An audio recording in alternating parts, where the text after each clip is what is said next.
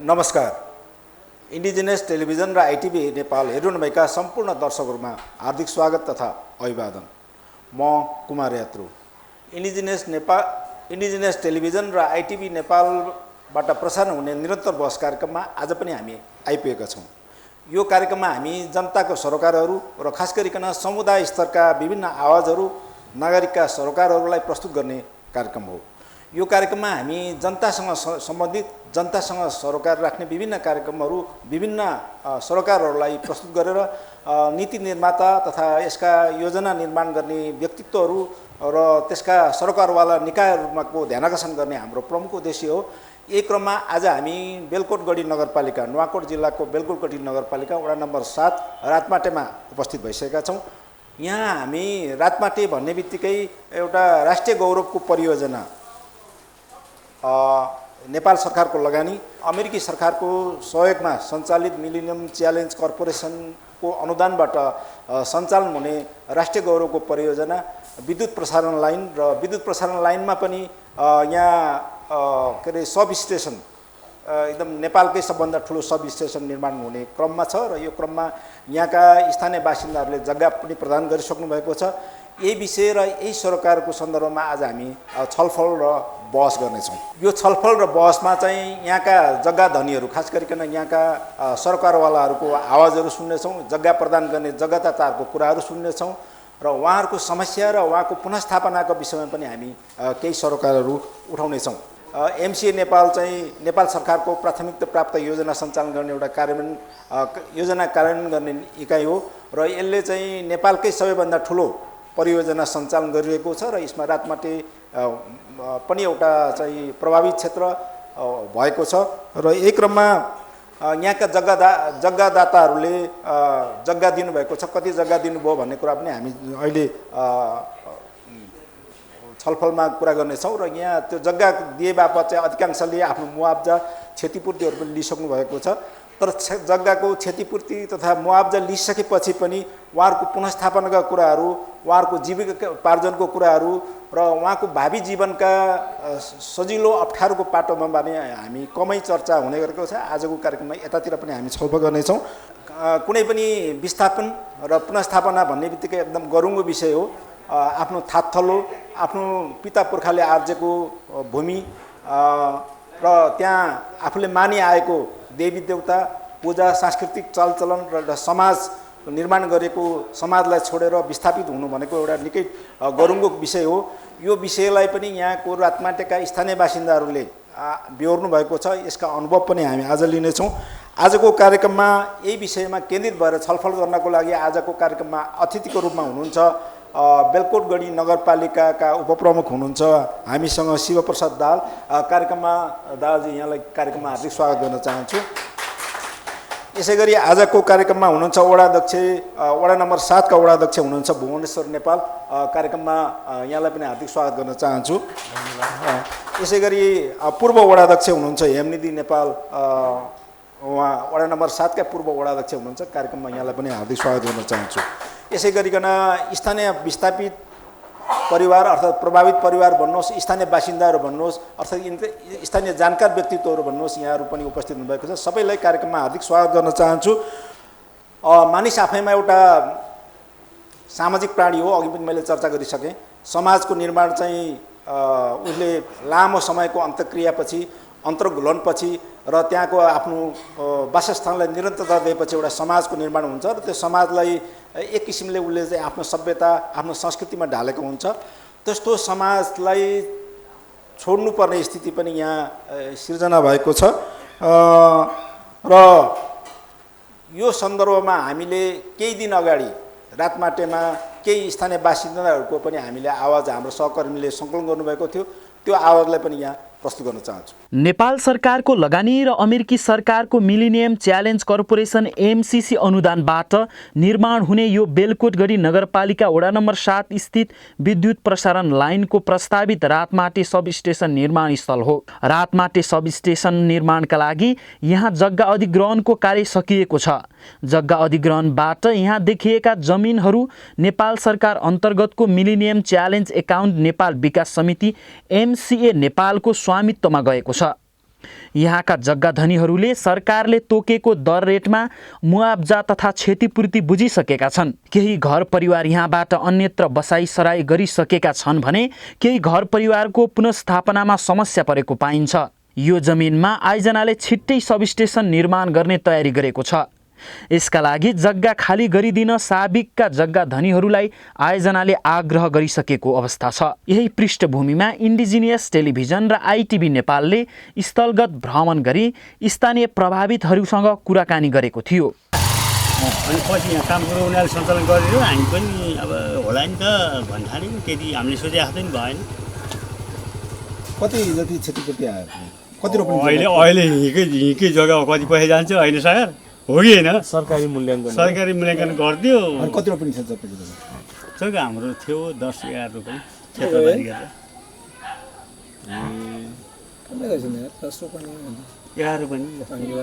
11 रोपनीको त राम्रै हाल्यो होला।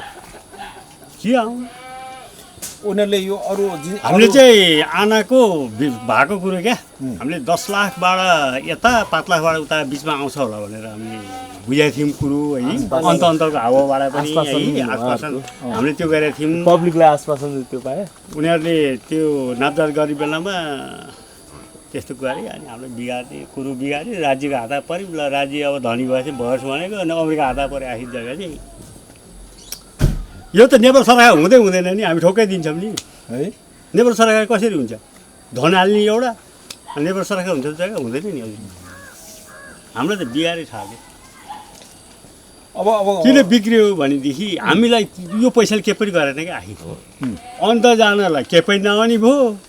यहाँ पनि अब आफ्नो यत्रो समाज छोडेर जानु पनि पर्ने कुरो यस्तो बिग्रियो कि त्यो ठाउँमा गएर कोहीसित जे परि आइलाए पनि धनको फुर्सो भएछ फुर्ती फार्दी नै बेग्लै हुन्थ्यो होइन। त्यो गर्नु पनि पावर भएन। यतिकै जग्गा अब यस्तो कुरा यस्तो भयो कि हजुर हाम्रो यो अगाडि फेसको यो जग्गालाई उनीहरूले 60 मिटरभन्दा भित्र जग्गालाई 3,25,000 उनीहरूले कन्फर्म गरे होइन। हामीलाई त्यतिमा पैसा दियो भएको कुरो है। अन्त हामीले लिँदाखेरि 10 लाख आनामा पऱ्यो होइन। आनाको 3,25,000 उनीहरूले कायम गर्यो राज्यले होइन। हामीले किन्दाखेरि 3 बटाएर गएर मैले किने अब हजुरको 8 लाखमा आनाको। त्यहाँ अब एउटा घर त बन्यो होला। हजुर एउटा घर त बन्यो होला। एउटा घर बने अनि अलिकति खेत किनेको छ पारिपट्टि 10 लाख त राम्रो कुरो यस्तै बिग्रियो क्या। हामीले चाहिँ आश्वासन के अरे भने 5 लाखबाट माथि 10 लाखबाट यता बिचमा प्रति आनाको जग्गाको पैसा भइरहे हामी केही हुन्थ्यो क्या। सोचे जस्तो कुरो हुन्छ। त्यस्तो खालकोले 20 रोपनीदेखि 25 रोपनी हाराहारी छ। अनि अरू बाँकी रहेको सबै व्यक्तिको जग्गा नै भरेको छ। अहिले मुआब्जा लिइसकेको अवस्था हो अहिले। मुआब्जा लगभग सबै लिगे। अब तपाईँ पोल्ट्री फार्म होइन किराना पसल जोत्यो नि अब त्यो त अब होइन अब उठेर हिँड्नुपर्ने स्थिति भयो। अब के गर्ने योजना हुनुहुन्छ? कहाँ जाने तयारीमा हुनुहुन्छ? कहाँ जाने भन्दा नि यही नजिकै जग्गा लिएको छु। अब त्यसमै बस्नु पर्ला। एउटा नरनली संरचना बनाउने बस्ने। यहाँले कति जति मुआब्जा चाहिँ लिनुभयो पाउनुभयो सरकार? मुआब्जा त यो सरकारी मूल्याङ्कन हुने कति हुन्छ र तपाईँको यहाँको चाहिँ इन्डिकेट राखेको थियो जुन सिडिओले। जस्तै यहाँको चलन चल्तीको मूल्य, सरकारलाई ट्याक्स तिरेको मूल्य, जुन हाइवेले चाहिँ साइडको मूल्याङ्कन दिएको थियो त्यो मूल्याङ्कनको इन्डिकेट बनाएर एउटा सरकारी मूल्याङ्कनमा चाहिँ दिएको छ। कति रोपनी जति चाहिँ तपाईँको अधिग्रहणमा पर्यो? मेरो त 1 रोपनी हाराहारी हो। 1 रोपनी 20 आना छ। 20 आनामा सरदर मेरो व्यावसायिक समेत मेरो घर एउटा पक्की घर छ 1 तलाको 5 कोठे। त्यो घर गरी लगभग 1 करोड हाराहारी आएको छ। हजुर त्यो रकमले के काम त गर्न त्यो 1 करोडले अहिलेको रेसियोमा त 1 करोड भनेको त नर्मल्ली कहिलेतिर यो मुआब्जा लिनुभयो तपाईँहरूले? 1 इयर्स हुनु लाग्यो। लगभग यो जग्गावालाहरू सबैले लिइसक्दा अन्तिममा लेख्ने मै थिएँ। भनेपछि कहिलेसम्ममा चाहिँ भनौँ न सरकारले चाहिँ तपाईँहरूलाई यहाँबाट हट्नु भन्नुभएको छ? छोड त लगभग योभन्दा 4 महिना अगाडि 35 दिने सूचना आएको थियो। तर यहाँका पब्लिकले छोड्नलाई चाहिँ अब लगभग आफ्नो चाहिँ बन्दोबस्त त सबैले गरिसके। तर पनि यो जुन बााउन्ड्रीको स्टार्टिङ भएपछि छोड्ने भन्ने कुराले मान्छेले कतिपयले चाहिँ छोडेको छैनन्, कतिले छोडेर जानु भइसक्यो। मेरो चाहिँ अब जग्गा अलिकति थियो यतापट्टि, मैले आएर यो पल्लो गाविसमा थिएँ होइन, त्यसबाट झरेर चाहिँ अलिकति गरेर लिएको थिएँ। त्यसमा पनि अब यतापट्टि जग्गा गएको थियो, यतापट्टि घर मात्रै छ टक्कै। अब समस्या त अब धेरै भइरहेछ। तपाईँ कहिले झर्नुभयो यता चाहिँ? म झरेको 10 वर्ष जति भयो होला। कुन ठाउँबाट? म चाहिँ यो तारकेश्वरी 1बाट झरेको।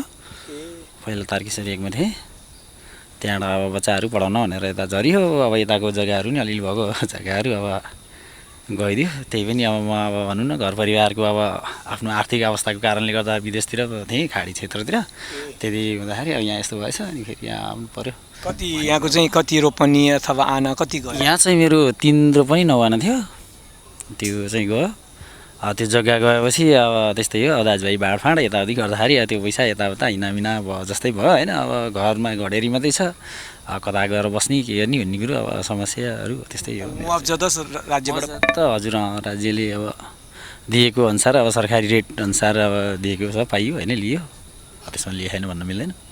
तपाईँ कस्तो होइन महसुस भएको छ होइन तारकेश्वरबाट यता झर्नुभएको, फेरि यहाँबाट विस्थापित हुनु पर्दाखेरि अब कता जाने योजना हुनुहुन्छ? कस्तो महसुस भएको छ यहाँलाई?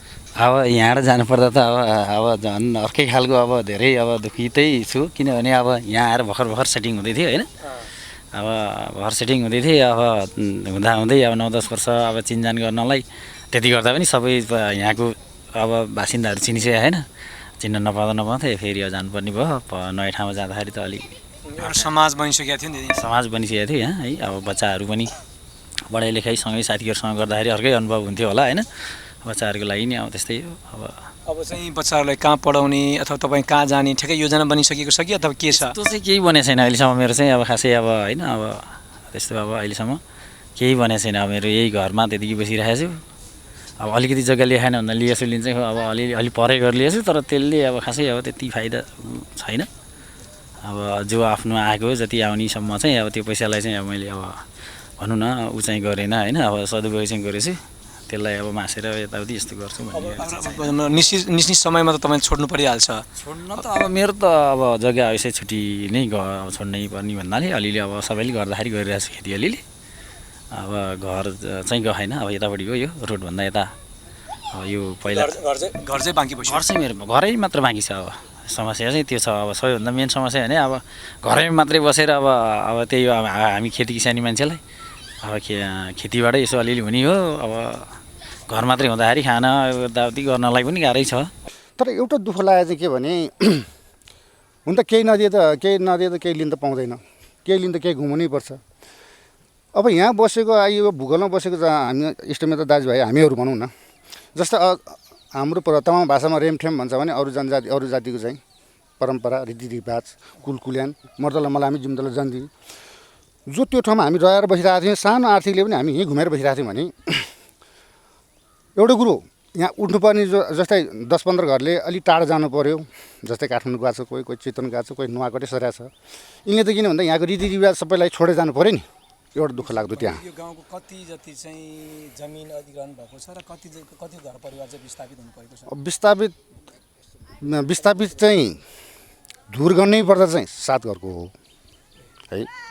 अरूको चाहिँ कसैको बारी छ, उता खेत गयो, कसैको बारी गयो, पुरानो हाम्रै माथिको डाँडाहरू छ। धुरी भनौँ न जर्कीलाई उत्रेको चाहिँ 7 घर हो। उहाँहरू चाहिँ कहाँ जानु भएको छ? लगभग एउटा सुनार परिवार उहाँ काठमाडौँ जानुभएको छ है। अनि यहाँ रामजी परिवार भन्ने, रामजी नै भन्नु पऱ्यो, रामजी अरियाल हाम्रो यही विद्रोह नगरपालिकामा जानुभएको छ। अनि जस्तै त्यहाँबाट गइसकेपछि के अरे सन्तराई भन्छ है, सन्तराई गएको छ। त्यहाँबाट गइसकेपछि एउटा रामबहादुर न्यौपाने है। अनि त्यसै गरी जानु पर्दाखेरि बासु कुँवर, यिनीहरू चाहिँ जर्कीले उठेको हो। यस आयोजनाबाट मूलत आदिवासी जनजातिहरू र त्यसमा पनि सीमान्तकृत र अति सीमान्तकृत समुदायहरूको पुनर्स्थापना र जीविकोपार्जनमा समस्या परेको देखिन्छ। देशको राष्ट्रिय गौरवको आयोजना भनिएको यो परियोजना सञ्चालनमा जनताको सहभागिता र उनीहरूको सहमति लिने प्रक्रियामा गम्भीर कमी कमजोरी भएको पाइन्छ। क्यामेरामा शैलेश डङ्गोलका साथमा सुदन सुनुवार, बेलकोटगढी नगरपालिका रातमाटे, नुवाकोट। प्रस्तुतिपछि एमसिए नेपालको विद्युत प्रसारण लाइन एउटा राष्ट्रिय रूपको आयोजनाको सन्दर्भमा केही कुराकानीहरू यहाँहरूले बुझ्नुभएको होला, आदरणीय दर्शकहरूले थाहा पाउनु भएको होला। यही सन्दर्भमा यो सबैभन्दा पहिला म प्यानलमा आउनुभन्दा अगाडि केही 2-3 जना स्थानीय बासिन्दाहरूको आवाज दिन चाहन्छु, जो चाहिँ आफ्नो जग्गा एमसिए नेपालको यहाँ विद्युत सब स्टेसन निर्माण गर्नको लागि प्रदान गर्नुभएको छ।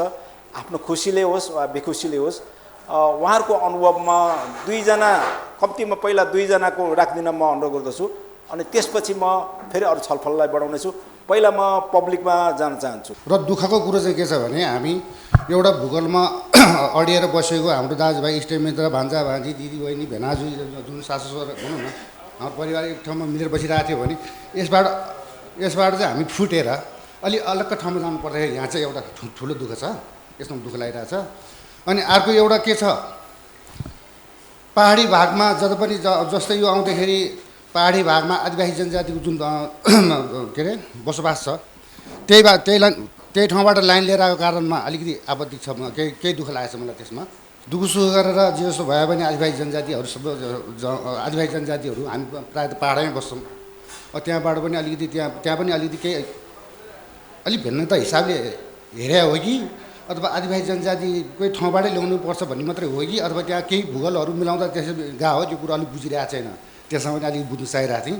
किन भन्दा त अहिले जति पनि त्यो बत्तीको लाइन आइरहेको ठाउँ त जति पनि हाम्रो त आदिवासी जनजातिको ठाउँ हो नि, पहाडी भाग हो नि। हामी लगभग 3 आना के अरे 3 रोपनी 2 रोपनी जग्गा कमाएर खाइरहेको थियौँ हामी भने, त्यही ठाउँमा ऐँचो पैँचो रिमठिम भनौँ न, तमाङको रिमठिम, रीतिरिवाजहरू भनौँ न, हरेक कुराहरूमा मिलेर त्यही 3 रोपनी जग्गाले खाइरहेको थियो भने, यिनी ल 3 रोपनी जग्गामा हामीले 2 लाख दरले 6 लाख आएछ भने पनि ल सरकारले हाम्रो गाउँमा चले रेटभन्दा अलिकति बढी दियो, दिएर त्यो 6 लाख लिएर जान्थे कहाँ त हामी। त्यहाँ जाँदाखेरि हाम्रो त समाजमा त ऐँचो पैँचोदेखि लिएर रिमठिमदेखि लिएर रीतिरिवाजदेखि लिएर मर्दल मलामी जुङ्गल जन्ती त हामी त छोडेको त हामी त्यो समाजबाट टाढो भइसक्यौँ। यसमा अलिकति दुःख छ। र यो मार्ग कसरी आयो एउटा, अब अहिले भनौँ भने पढा गुना सोड्दुना आठ तमाङ बचल के जानेछ, मगर बचल के जानेछ होला, त्यहाँ अरू जातिहरू पनि छ। पहाडी भागमा त प्रायः आदिवासी जनजाति हो नि, खास भने अहिले अवस्था हेर्ने पढाइ लेखेको मान्छे त कहीँ पनि पाएन अझ पनि होला, 2-4 जना निस्किया होला, भए पनि के जम्मै विदेश लगाएको छ। 12 छोरा 13 नाति बुढा धोर काँधे माथि हामी त त्यो पढ्नु नजान्ने, काम गर्नु नजान्ने बुढा मात्र त छ त गाउँमा भन्दा समस्या छ। अब हामी अरू अब हुन त दोहोरेतिर भन्नु त अलि दोहोरेतिर भयो होला, अलिकति हामी अलग्गै जस्तै फुएको बाख्राले अब अर्को के अरे बाली खान गए जस्तो अलग्गै ठाउँमा जानु परेको। गइसकेपछि त्यहाँ त हरेक बिडामाडा हुन्छ, हामीलाई भोलि मर्दल मलामी चाहिएला, जुम्ला जन्ती पनि चाहिएला। कुनै दिन हामी आज पूजा गर्नु पर्ला, एउटा ढुङ्गा चाहिँ ठड्याएर पूजा गर्ने त आफ्नो जग्गा हुँदैन, अर्को ठाउँमा के अरे अर्को गाउँ गएर पूजा गरेर ओइ के मानेको, 50 माने हो कि 22 माने हो कि अथवा देउरा माने भनेर सोध्ला। आफ्नो ठाउँबाट अन्त जाँदा अलिक अप्ठ्यारो चाहिँ त्यहाँ छ। अहिलेसम्म चाहिँ अलिक दुःख लागेको पनि छ।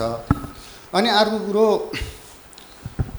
अब यो पूर्जेले हामीलाई स्थानीयलाई हो जग्गा पनि दिएको, जग्गाको मोल पनि दिएको छ, केही मिलाएर दिएको छ, कुनै सिप तालिमहरू पनि दिएको छ माने।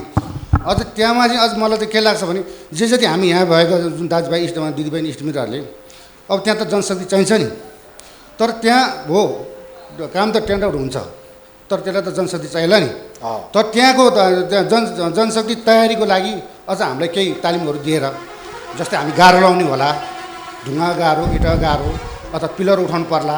हजुर। अब त्यो सिपमूल्य पनि हामीले दिँदैदेखि हो, ठिक छ 5 वर्षसम्म ठेकदारले गरेका काममा अन्त पूर्व पश्चिमबाट चाहिँ लेबरहरू ल्याउनु पर्थ्यो भने त्यहाँ त इन्जिनियर पढाए मान्छे त नचाहिला, ढुङ्गा माटोको जाइन गर्नु त। जस्तै अब इँटा बालुको के अरे मेसिन वाल उठाउनु त इन्जिनियर पढाए मान्छेले पार्टी त पर्दैन होला नि, त्यहाँ त हामी जस्तोले गर्ने हो। तर हाम्रो काम अलिक कमजोर छ भने, हामीसँग सिप ढङ्ग अलिक कमजोर छ भने हामीलाई 2-4 दिन तालिम मिलाएर तालिम दिदियो भने उहाँले भनेको अनुसार त हामीले काम गर्न सक्छौँ नि। अब नि हामीलाई त्यो आशा छ।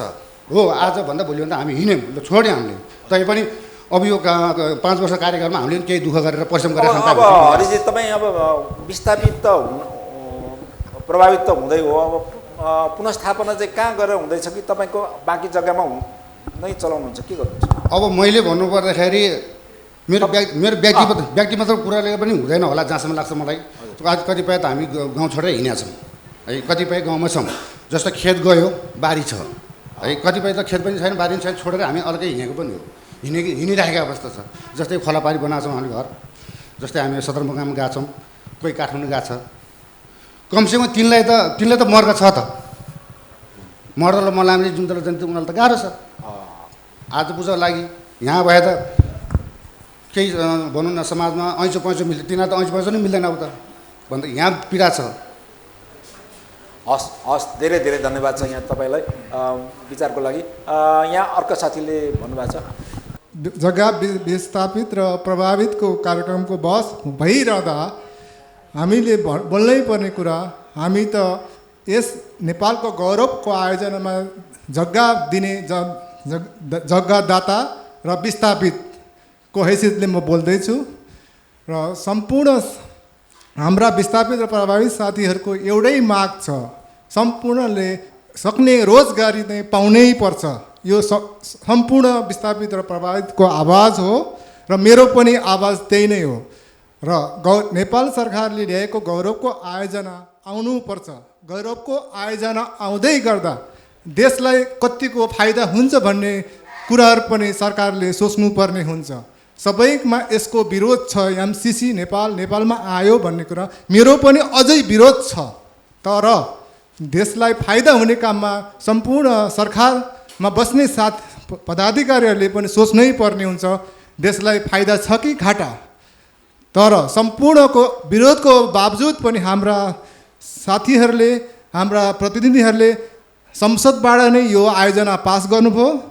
त्यसमा अझ पनि मलाई खेद प्रकट नै छ, म विरोधमै छु। तर किनकि जनतालाई विश्वास छैन, यो विकास मात्रै हुन्छ भन्ने कुरा भनिरहेछन्, विकास मात्रै यहाँ हुनेवाला छैन।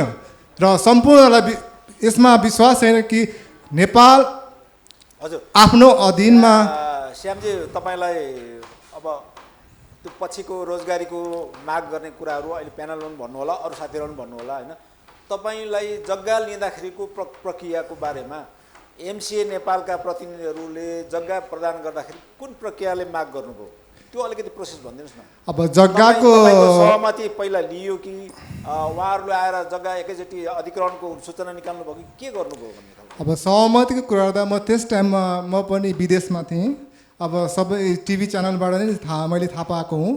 अब यहाँका मान्यजन्यहरू ज्यूबाट पहिला उहाँले यस्ता निरन्तर बहस गर्नुभयो, जग्गा धनीलाई लोभ प्रलोभन देखाउनु भयो, धेरै पैसा पाइन्छ, धेरै आनाको 5 लाख 10 लाख पाइन्छ भनेर लोभ देखाउनु भयो। लास्टमा हाम्रा प्रतिनिधि यहीँ हुनुहुन्छ पूर्व अध्यक्षज्यू, उहाँले पनि यस विषयमा केही बोल्नुहुनेछ। तर जग्गाले हाम्रा जनताले आशा गरे जति पैसा यहाँ कसैले पाएको छैन, एकदम सत्य कुरा यो हो। गौरवको आयोजनामा जग्गा दिन पाउँदा खुसी छु। मेन कुरो भनेको अब जे हुनु भइसक्यो, अबका यो बहस भनेको विस्थापित र प्रभावितलाई के गर्ने भन्ने कुरा बहस भइरहेछ, त्यसमै जाउँ। हाम्रा उपमेयरज्यू पनि हुनुहुन्छ र यस्ता जनताको चासोमा अब मेयर साहब पनि आउनुभयो भने हामीलाई अझ खुसी हुन्थ्यो। उहाँलाई मेरो प्रश्न छ, जनताको चासोको विषयमा किन उपस्थित हुनु भएन, यसको जवाब दिनुहोस् जनतालाई। तपाईँले यही टिभी च्यानल मार्फत अथवा कहीँबाट किन चासो दिनु हुँदैन? यत्रो बहस भइरहेछ, तपाईँहरूले किन टाइममा हामीलाई देखा पर्नुहुन्न, ढिला किन गर्नुहुन्छ जनताको चाहनामा? यसमा मेरो प्रश्न छ, उहाँले जवाफ दिनै पर्ने हुन्छ। तर अब हाम्रो जनताको आवाज बोल्छु, 1-2 दिन धेरै आवाज नगरौँ। अब यहाँ सक्ने काममा रोजगारी जनतालाई दिनुहोस्, एक अनि बाटो बनाइदिनुहोस् राम्रोसँग, आलटाल गर्ने होइन। र म विस्थापितलाई पनि अब बाटो देखाइदिनुहोस्, रोजगारी दिनुहोस्। ट्रेनिङ त दिइरहेछ, यो ट्रेनिङले केही हुनेवाला छैन। ट्रेनिङ गरिसकेपछि उहाँलाई उचित पैसा पनि दिनुहोस्, अथवा ट्रेनिङ गराएर उपकरण पुरै उपलब्ध गराइदिनुहोस्। 2-4 हजार दिएर यहाँका मान्छे स्थापित हुनेवाला छैन। मेरो छोटो भनाइ यही नै हो। हस्त नमस्कार। हस्, धन्यवाद छ। म अन्य सहभागीकोमा पछि आउनेछु। अहिले म पूर्व वडा अध्यक्ष हेमनिधि नेपालज्यू यहाँकै समयमा यहाँकै पालामा जग्गा प्राप्तिको प्रक्रियाहरू भएको थियो, के प्रक्रियाहरू भएको थियो, उहाँहरूको सहमति लिनको लागि के प्रक्रिया भएको थियो, उहाँले त धाकधम्कीले पनि लिएको भन्ने खालको कुराहरू बस्छ, डर त्रास पनि लिएको भन्ने कुरा छ, के भएको थियो अलिकति डिटेलमा भनिदिनुहोस् न। प्रक्रिया जग्गा लिनको प्रक्रिया उहाँहरूको चाहिँ एमसिए नेपालबाट बेलकोटगढी 7 को साबिक रातमाटी गाविसको वडा नम्बर 6 नन्दुटारका जग्गाहरू अधिग्रहण गर्ने भन्ने गौरवको आयोजना हो। अमेरिकी सहयोगबाट प्रशासनिक खर्च जग्गा अधिग्रहण गर्ने नेपाल सरकारको रुपियाँले पैसाले र अरू निर्माण कार्य अमेरिकी सरकारको तर्फबाट हुने 55 करोड र 15 करोड अहिले पछि पुगेको, नत्र भने 13 करोड र 52 करोड भन्ने भएको थियो हामीले थाहा पाउँदा, र पछि बढ्दै जाँदाखेरि 70 करोड पुग्ने भयो र नेपाल सरकारको पैसाबाट यता योजना कार्यान्वयन हुन्छ कि हुँदैन, पास हुन्छ कि हुँदैन थिएन, तर जग्गा अधिग्रहण गर्ने प्रोसेस चालियो।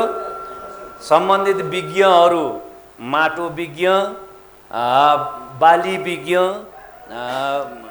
वन विज्ञानका अनुभवी दक्षहरू आएर त्यहाँ लेखाजोखा गरियो, त्यहाँ आवश्यक पर्ने जग्गाहरूको जग्गा हेरियो, सम्बन्धित विषयका विशेषज्ञले र सबैको घर घरमा गएर जग्गा लालपुर्जा हेरेर कति छ जग्गा त्यो अधिग्रहण गर्ने भन्ने कुराहरू पहिला सुरु भयो र यसै गरी भेला गराएर नागरिकहरूलाई अहिले जो प्रभावित हुनुहुन्छ उहाँहरूलाई बोलाएर जानकारी गरियो हाम्रो यो अधिग्रहण हुँदैछ, यो चाहिँ यसको जग्गा मूल्याङ्कन भएर तपाईँहरूलाई चाहिँ कति विस्थापित हुनु पर्ला, कति यहाँ रहनु पर्ला, हामी अब नेपाल सरकारले अधिग्रहण गर्दैछ भन्ने कुराहरू आयो र त्यसको जानकारी लिन आउँदा पूर्ववक्ता साथीले भन्नुभएको जस्तै गरी के चाहिँ कमजोरी भयो भने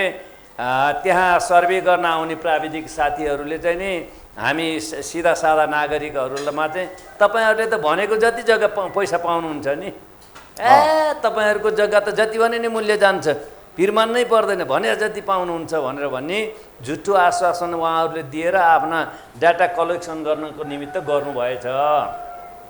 अब ती कुरामा त डाटा लिने बेलामा त हामीसँग हिँडिएन। त्यसपछि साथीहरू जुन अहिले प्रभावित साथीहरू हुनुहुन्छ उहाँहरूको आफ्नो परापूर्व कालदेखि भोगचलन गर्दै आएको जग्गा एक अप्रत्याशित रूपमा एकैचोटि अरूले लिने भयो, सरकारले लिने भयो भनेपछि त मूल्य राम्रै पाइन्छ, त्यहाँमाथि अमेरिकी सरकारको सहयोग भनी भइसकेपछि त केही न केही बढी पाइन्छ, राम्रो मूल्य पाइन्छ भन्ने आशा थियो।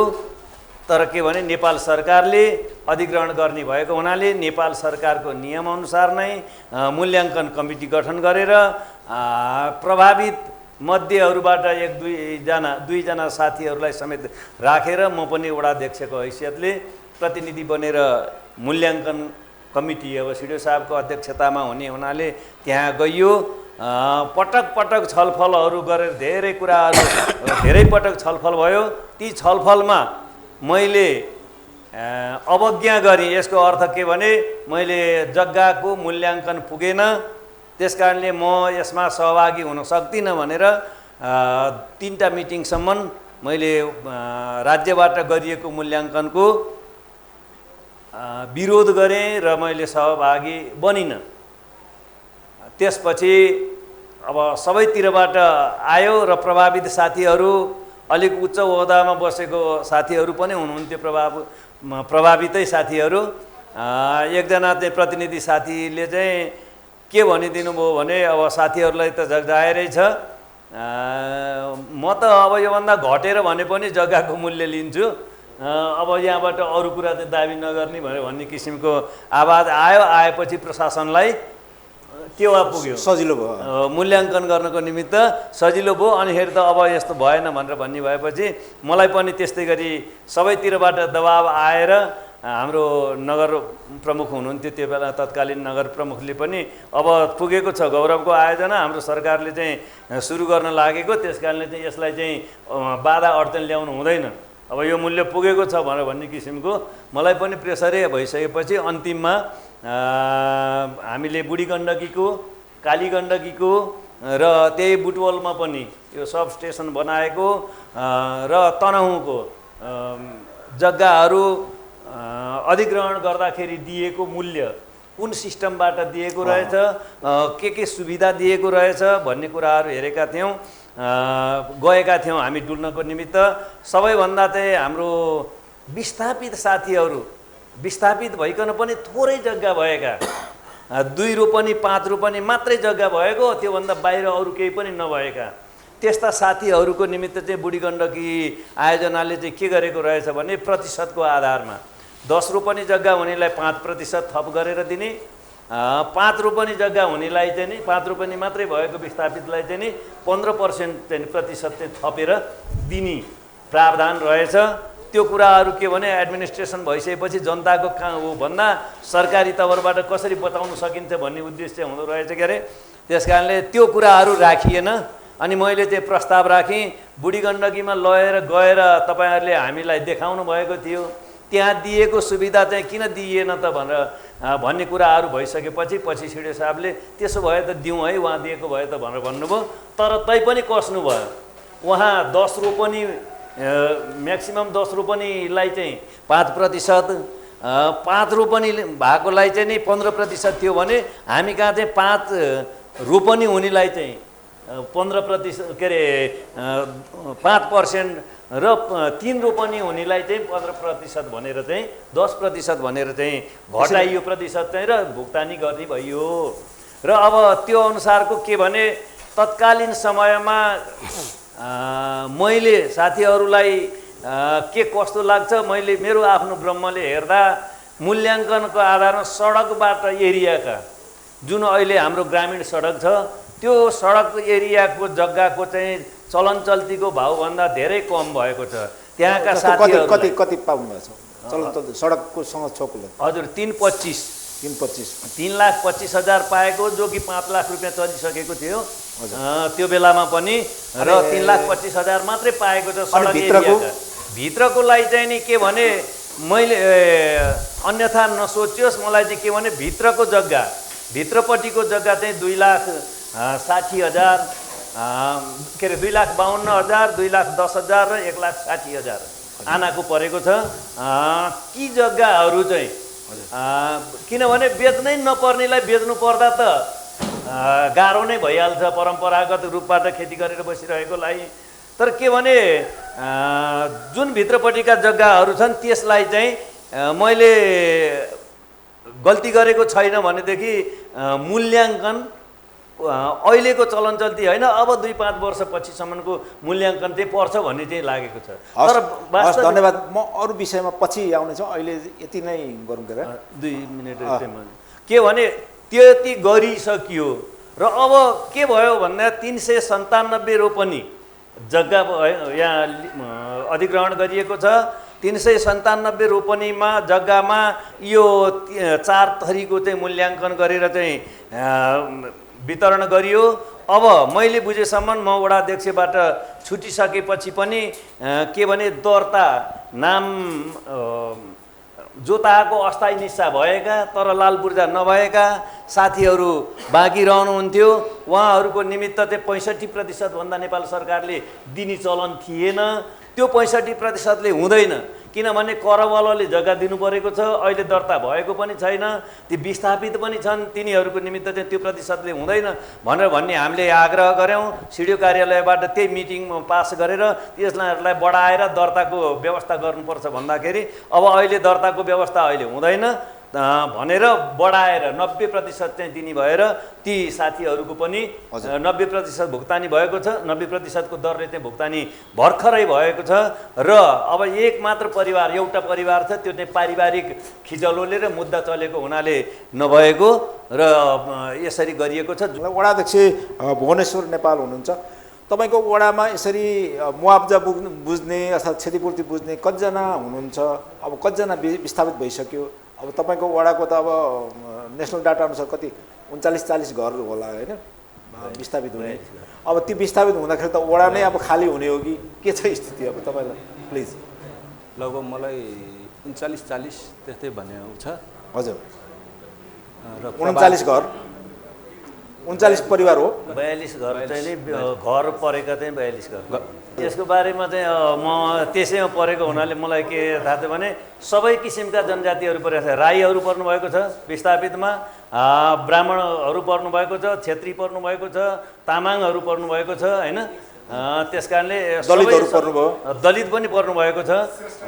त्यहाँबाट नेवार समुदायको बाहुल्य चाहिँ जग्गा समग्रमा भन्दा जग्गा नेवार परिवारको र तामाङ परिवारको चाहिँ बढी छ। र विस्थापित चाहिँ नि राई विस्थापित दुईटा अर्थ हो के भने यहीँबाट छोडेरै भएका मध्ये नै जानुपर्ने भनेको चाहिँ जम्मा 3 जना त्यो प्रतिशत पाएर जानुपर्ने चाहिँ ठ्याक्कै केही पनि नभएको बाहिर चाहिँ नभएको। अब वडाका अरू भागमा चाहिँ भएका अरू चाहिँ अरू साथीहरू हुनुहुन्छ 42 घर परिवार चाहिँ नि त्यहाँ चाहिँ त्यो घर उठेर जानुपर्ने चाहिँ 42 घर परिवार। ए हस् हस् धेरै धेरै धन्यवाद छ। यहाँको केही थप छ यसमा? अब यसमा अन्य कुराहरू थप भन्दा नि हाम्रो के राष्ट्रिय गौरवको आयोजना भनिराखिएको छ। हजुर तर राष्ट्रिय गौरवको आयोजना भनेर होला राष्ट्रलाई सरकारलाई अन्यत्र चाहिँ सबै यो आयोजना राम्रो आयोजना हो। तर हाम्रो यस बेलकोटगढी नगरपालिका वार्ड नम्बर 7 अथवा बेलकोटगढी नगरपालिकाकै भन्दा हुन्छ जुन अहिले हाम्रो जुन जग्गा परिरहेको छ त्यो चाहिँ बेलकोटगढी नगरपालिकाको सबभन्दा 1 नम्बरको जग्गाहरू। अन्य हेर्दाखेरि डाँडा पाखा सबैतिर कुरो गर्ने टारसम्म र विशेष गरी हाम्रो वडा नम्बर 7 चाहिँ विस्थापित हुने मान्छे विस्थापित हुनुभयो। कतिपय दाजुभाइहरू त दायाँ बायाँ लिन सक्नुभयो होला, पाउनुभयो होला, लिनुभयो। कतिपय चाहिँ के छ भन्दा बाहिर पनि जानु परिरहेको छ। बाहिर गएर जतिसुकै राम्रो यताउति इमान जमान आफ्नो गाउँघरमा बसेको मान्छेहरू जस्तो छ राम्रै छ भने पनि बाहिर जानेले त्यसरी पनि हेर्दैन। उनीहरूलाई अलिकति हजुर दुःखै हुन्छ, त्यहाँ घुलमिल गर्न टाइमै लाग्छ अर्को ठाउँमा गएर। र यसरी यो विस्थापित एकातिर त्यसरी तनावमा छ भने प्रभावित फेरि के छ विस्थापितभन्दा प्रभावित बढी भन्दा समस्या ठुलो देखाउनु त नहुने हो। तर अब बाँकी रहेको चाहिँ जुन यो एमसिसीको तार पोल यताउति गर्दाखेरि चाहिँ लगभग जग्गा कुनै नरहने र प्रभावित चाहिँ झन् बढी मर्कामा परिरहेको। तपाईँ पनि त्यसमा प्रभावित हो? म पनि प्रभावित नै पर्छु। तार प्रभावित कि होइन म चाहिँ सब स्टेसन प्रभावित? अब बाटोको प्रभावित तार प्रभावित होइन। तार प्रभावित ए हजुर हुन्छ। त्यो पछि कुरा गरौँ ल। अहिले म उपप्रमुख हाम्रो शिवप्रसाद दाहाल हुनुहुन्छ। अब विस्थापितहरूको आवाजहरूलाई उहाँहरूलाई न्याय पुनर्स्थापना गर्नको लागि नगरपालिकाको के धारणा छ? अब अहिले उहाँहरूको जग्गा प्राप्ति जग्गा त गइसक्यो होइन, मुआब्जा लिइसक्नुभयो। अब पुनर्स्थापनाको सवाल नै आयो अहिले त होइन। अब अरू हुने भएन। पुनर्स्थापनाको लागि अब यहाँहरूको के पहल हुने भयो? अर्थात् उहाँ जग्गा प्राप्तिकै सन्दर्भमा पनि यहाँहरूको नगरपालिकाको के धारणा छ? छोटोमा भनिदिनु होला अनि त्यसपछि म पब्लिक दिन्छु। यो कार्यक्रम हुँदै गर्दा म गलत छैन भने एमसिए नेपालको कुनै प्रतिनिधि यो मञ्चमा सँगै हुनुभएको भए अझ अत्यन्त राम्रो हुन्थ्यो कि स्थानीय सरकार र प्रभावित सँगै परियोजनाको प्रतिनिधि यही कार्यक्रममा सँगै हुँदा अझ यसले सार्थकता राख्थ्यो भन्ने मेरो भनाइ हो। एमसिए नेपालले यो नेपाली संस्था हो र एमसिसी नेपाल अमेरिकन सहयोग परियोजना यो दुईटा संस्था मिलेर अहिले नेपालको विद्युतीकरणको सवालमा जुन काम बेलकोटगढी नगरपालिका वडा नम्बर 7 मा भइरहेको छ यो काम नेपाल सरकारको निर्णय अनुसार संसदले पास गरेर अगाडि बढेको कार्यक्रममा स्थानीय सरकारले टीका टिप्पणी गर्न त्यति अनुपयुक्त होला। तैपनि हामी स्थानीय सरकारमा प्रतिनिधित्व गरिरहेको नाताले यो बेलकोटगढी वडा नम्बर 7 अहिले वडा नम्बर 7 का वडा अध्यक्षले भनिसक्नुभयो बेलकोटगढी भित्रको सुनको कचौरा भनेर चिनिने बेलकोटगढी वडा नम्बर 7 जुन भूभाग औद्योगिक हिसाबले, कृषिका हिसाबले, हरेक हिसाबले बेलकोटगढीको समृद्धिका लागि अत्यन्त टेवा दिन सक्ने खालको भूमि, जमिन र यहाँको लोकालिटी थियो। त्यो लोकालिटी यो एमसिए नेपाल र एमसिसी परियोजनाद्वारा विस्थापित भएको छ। कुनै पनि कुराको विकासका लागि कहिलेकाहीँ विनाश पक्कै हुन्छ। हामीले दोहोरो अर्थमा यसलाई हेर्ने गरेका छौँ। तर विकासका नाममा भएका गल्ती कमजोरीहरूलाई त्यहाँको जनताको पुनर्स्थापनाका लागि, त्यहाँको जनताको आय आर्जन विकासका लागि र स्थानीय सरकारका विभिन्न गतिविधिहरूलाई एमसिए नेपाल र एमसिसी परियोजनाले कुन खालको सहयोग गर्छ त? मैले सुने यहाँ अहिले अलिअलि ट्रेनिङ पनि दिइराखेको छ। सबैभन्दा पहिला यहाँ आज पब्लिकको म स्थानीय सरकारको तर्फबाट एमसिए नेपाल र एमसिसी परियोजनालाई के अनुरोध गर्न चाहन्छु भने यो भूगोल बेलकोटगढी स्थानीय सरकारको भूगोल हो। यो भूगोलभित्र सबैभन्दा पहिलो दायित्व र जिम्मेवारी स्थानीय सरकारको हुनेछ। तपाईँहरूले हिजो स्थानीय सरकारमा हेमनित दाईहरू हुनुहुन्थ्यो, आज भुवनेश्वरजी लगायत हामी छौँ। स्थानीय सरकारसँग कति कोअर्डिनेसन गर्नुभएको छ?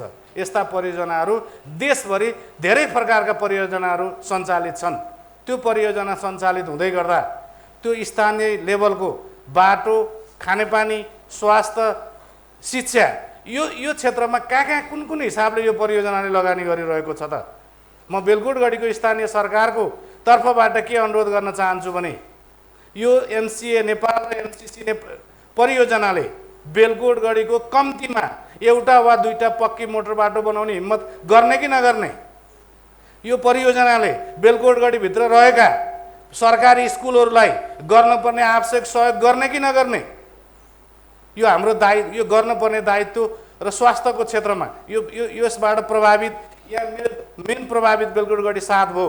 त्यसभन्दा पछाडि बेलकोटगढी 8 प्रभावित हुन्छ, बेलकोटगढी 9 प्रभावित हुन्छ, बेलकोटगढी 10 प्रभावित हुन्छ, बेलकोटगढी 12 प्रभावित हुन्छ त्यसको तार लाइनबाट। त्यस कारणले पनि यो बेलकोटगढीभित्र एमसिसी नेपाल र एमसिए नेपालको जुन परियोजना सञ्चालित छ त्यो परियोजनाले स्थानीय तवरमा गर्नुपर्ने हामीले देखेका छौँ नि त। एउटा सडक बन्दै गर्दा पनि शाखा सडकहरू बनिरहेको परिस्थिति छ। एमसिए नेपालको चाहिँ त्यो दायित्व छैन। त्यो दायित्वबाट भाग्न मिल्छ? स्थानीय सरकारले, बेलकोटगढीको स्थानीय सरकारले त आफूले प्राप्त गर्ने कर कटौती भएको छ। यो परियोजना लागु हुँदा त्यहाँ भूमि कर उठ्थ्यो, त्यहाँ औद्योगिक कर उठ्थ्यो, त्यहाँ सबै प्रकारका करहरू उठ्थे। त्यो करहरू उठाउन अहिले स्थानीय सरकार वञ्चित भएको छ। तैपनि हाम्रो एरियामा, हाम्रो क्षेत्रमा विकास हुँदै गर्दाखेरि यहाँका भौतिक पूर्वाधारका कुराहरूलाई लिएर, यहाँका स्वास्थ्यका कुराहरूलाई लिएर, यहाँको शिक्षाका कुराहरूमा लिएर स्थानीय सरकारसँग अत्यन्त कोअर्डिनेसन गरेर यो संस्थाले काम गरोस्। स्थानीय सरकार यसलाई सहयोग गर्न तयार छ। यदि स्थानीय सरकार र यहाँको जनताको उपेक्षा गर्दै यो परियोजना अगाडि बढ्ने साहस गर्यो भने स्थानीय सरकार जनताका पक्षमा जुन सुकै कदम चाल्न पनि बाध्य हुने कुरा म यो टेलिभिजन कार्यक्रम मार्फत हार्दिक रूपमा अनुरोध गर्छु। किनकि यहाँको जनता, मलाई थाहा छ, हामीले बुझेका छौँ, यहाँका समाज, यहाँको ओलाघर पोला भाइको चाहिँ घर बाँकी रहेछ, दाईको घर बाँकी रहेन, जग्गा जमिन बाँकी रहेन। अनि भाइको घरमा बुढो बा बस्नु भएको छ, अनि छोरो विस्थापित भएर काठमाडौँ पुगेको छ। ज्येष्ठ नागरिकले आफ्नो संरक्षण पाउन पर्ने बेलाको आफ्नो सन्तान चाहिँ आफ्नो भूगोलबाट बाहिर भएको छ। परिस्थिति त यही हो नि सामाजिक रूपमा। अनि यो समाजलाई विखण्डन गरिदिएको छ। जसरी मिलेर बसेको समाज थियो, जहाँ विस्थापित भएर मान्छे अर्को ठाउँमा स्थापित हुँदै गर्दाखेरि त्यो मान्छे स्थापित हुनका लागि धेरै समय लाग्न सक्छ। तर यहाँ उहाँ स्थापित हुनुहुन्थ्यो नि त। उहाँका हरेक सुख दुःखमा यहाँ जिउँदाका जन्ती मर्दाका मलामी भन्ने हाम्रो जुन आभास छ, भनाइ छ, जिउँदाको जन्ती र मलामी आफ्नै थाक थलोमा प्राप्त हुने हो। थाक थलो छोडिसके पछाडि त्यहाँ थाक थलो जहाँ गएर बनाइन्छ, नयाँ ठाउँमा त स्थापित हुनका लागि टाइम लाग्न सक्छ। त्यस कारणले गर्दा स्थानीय स्तरमा रहेका तमाम यो प्रभावितहरूलाई यो परियोजनाले, भोलि परियोजनाभित्र धेरै कुराहरू उठेका छन्। यहाँ आवश्यक इन्जिनियरहरू सबै उपलब्ध नहुन सक्ला, केही त उपलब्ध होला नि त।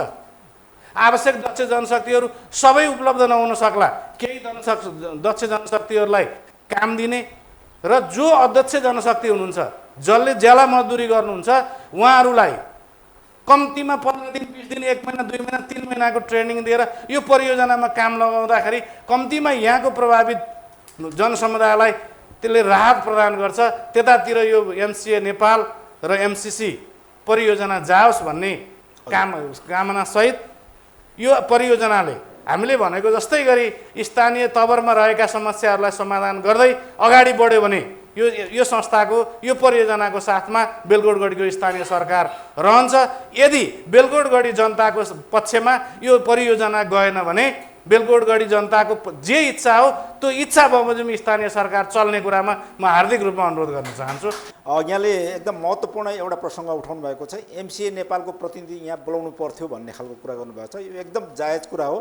हामीले पटक पटक एमसिए नेपालको अफिसमै पुगेर पनि वार्ता गरेका छौँ, इमेल पठाएका छौँ, फोन गरेका छौँ, तर पनि उहाँहरूले चाहिँ आफ्नो प्रतिनिधि पठाउनु भएको छैन। बरु हाम्रो अन्त पनि हामी जस्तो सिन्धुपाल्चोकमा यो सम्बन्धी छलफल कार्यक्रममा भएको भिडियोलाई लिएर उहाँहरूले प्रतिक्रियाहरू पठाउनु भएको छ।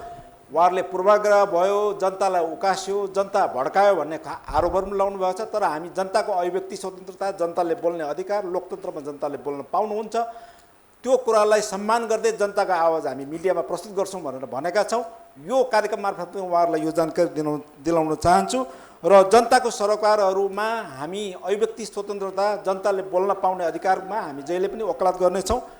आफ्नो सरोकारहरू जहिले पनि बोल्न पाउनुहुन्छ, उहाँहरूले स्वीकार्नुहोस् नस्वीकार्नुहोस् त्यो उहाँहरूको कुरा हो। तर हाम्रो मिडियाको अधिकार भनेको चाहिँ, हाम्रो मिडियाको कर्तव्य भनेको जनताको आवाजलाई हामीले जस्ताको त्यस्तै देखाउने हो।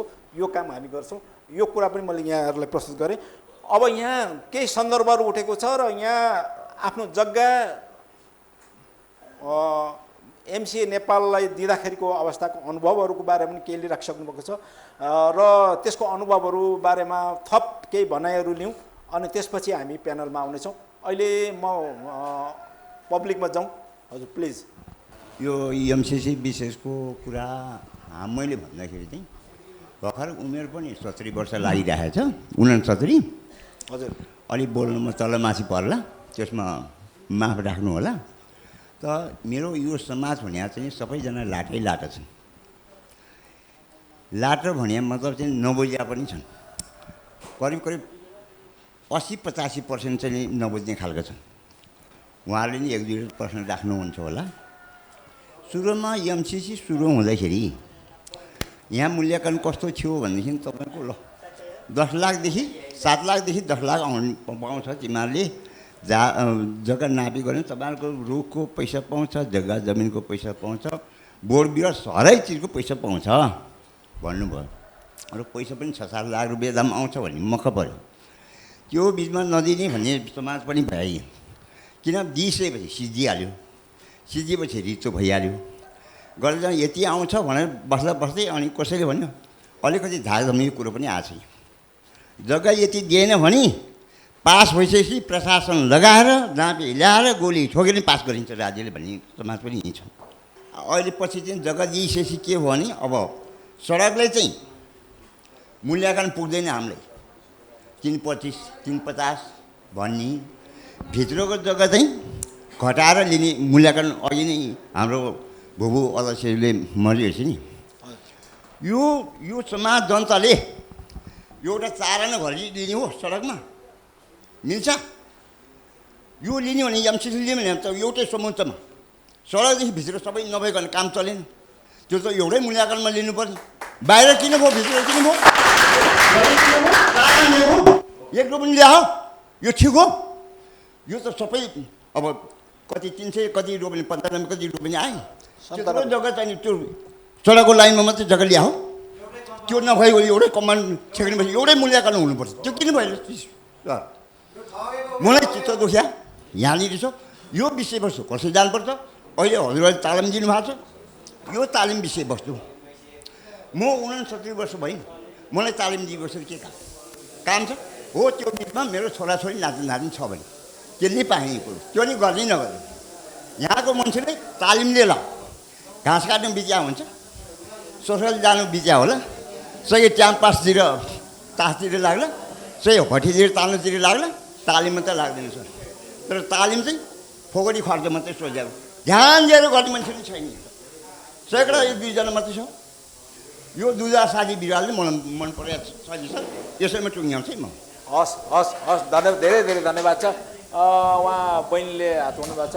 म सिधै भन्छु, भन्नु भन्नु। हामीलाई पहिला पूर्जा देखाएर केही हुँदैन, पूर्जा लगाएपछि नाम पाउने केही हुँदैन भन्नुभयो। अनि लास्टमा हामीलाई सरकारी रेटमै लगाइदिनु भयो। धेरै मूल्य दिन्छु भनेर थोरैमा राखिदिनु भयो।